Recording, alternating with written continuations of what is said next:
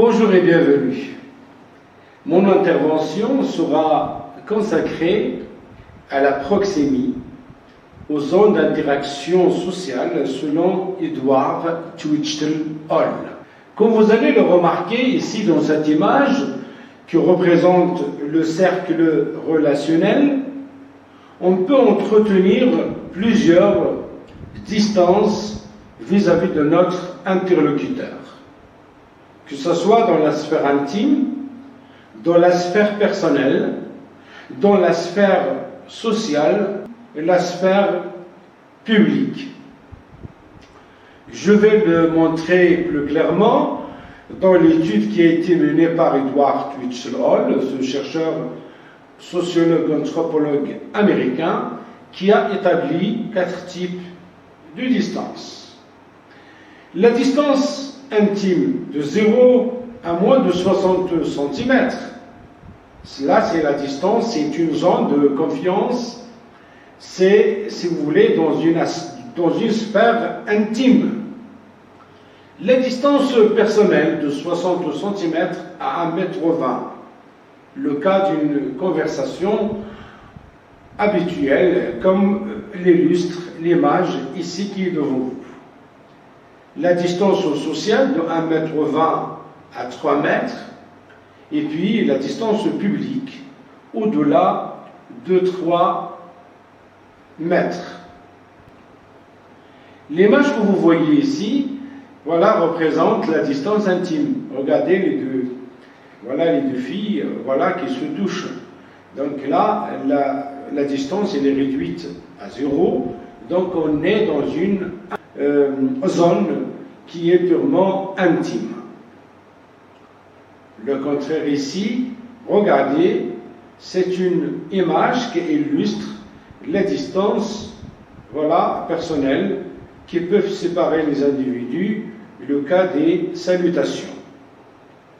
Cette demoiselle qui présente un exposé devant l'audience dans une distance sociale qui la sépare de l'auditoire presque de 3 mètres. Les images ici que vous voyez affichées, que ce soit dans un métro, que ce soit en attendant le tramway, ou bien dans un marché, ou bien ces personnes dans l'ascenseur, vous allez remarquer que les corps ici se touchent, mais on est loin ici de parler. Voilà de la zone intime, puisqu'on ne se connaît pas. Et donc, même s'il y a un contact physique, mais on ne peut pas parler ici de la zone intime. Contrairement ici à ces images, malgré la distance qui sépare les deux demoiselles, regardez à partir du regard exprimé, donc on a essayé de créer une zone d'intimité par le regard. Un regard de séduction, voilà, qui nous permet d'intégrer la sphère intime de l'autre. Cette image illustre la file d'attente, c'est-à-dire la queue, et Edward Twichell Hall ici parle de ce qu'on appelle la distance intercritique. On peut parler aussi de distance de discrétion, le cas ici de la file d'attente devant un guichet automatique. Comme vous allez le remarquer, il y a une distance entre celui qui est devant le guichet et le suivant qui l'attend. C'est juste pour offrir un espace de discrétion, puisque les informations fournies par l'appareil ou bien fournies par un service sont des informations personnelles. Il y a aussi ce qu'on appelle la distance de sécurité.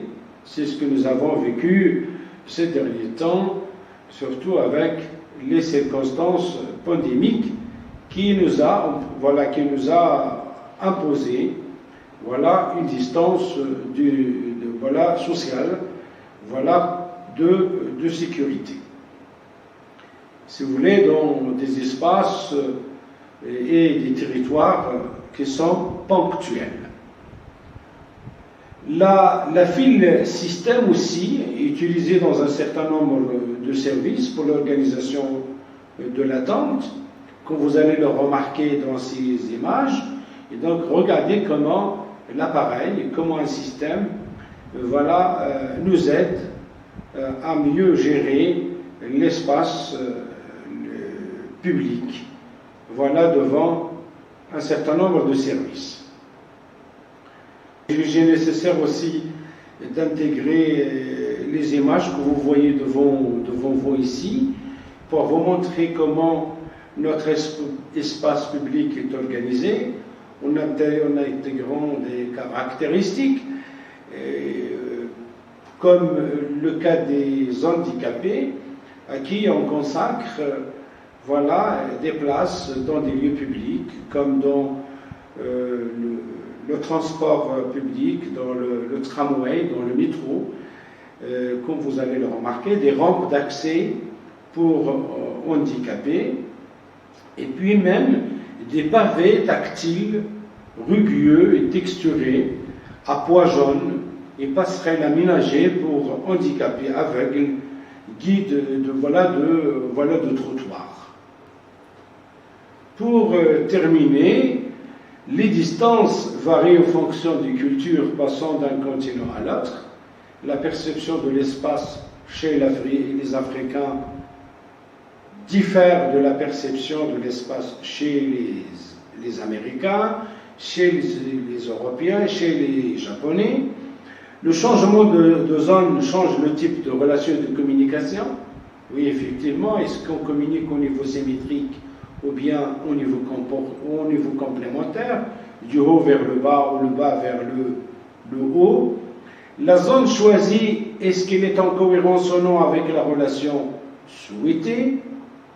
Et un bon orateur en public, c'est celui qui varie les distances au cours de sa prestation. Il peut s'éloigner des participants lorsqu'il veut centrer l'attention sur un fait.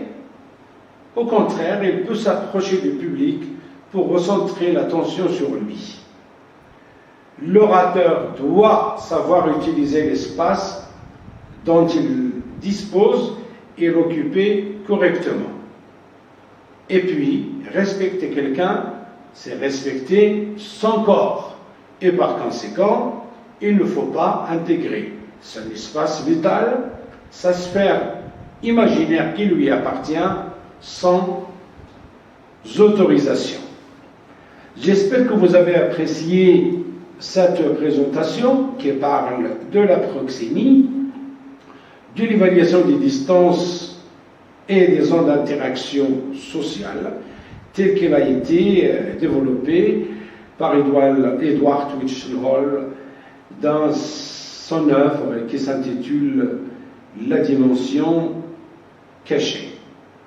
Merci de votre attention et à la prochaine.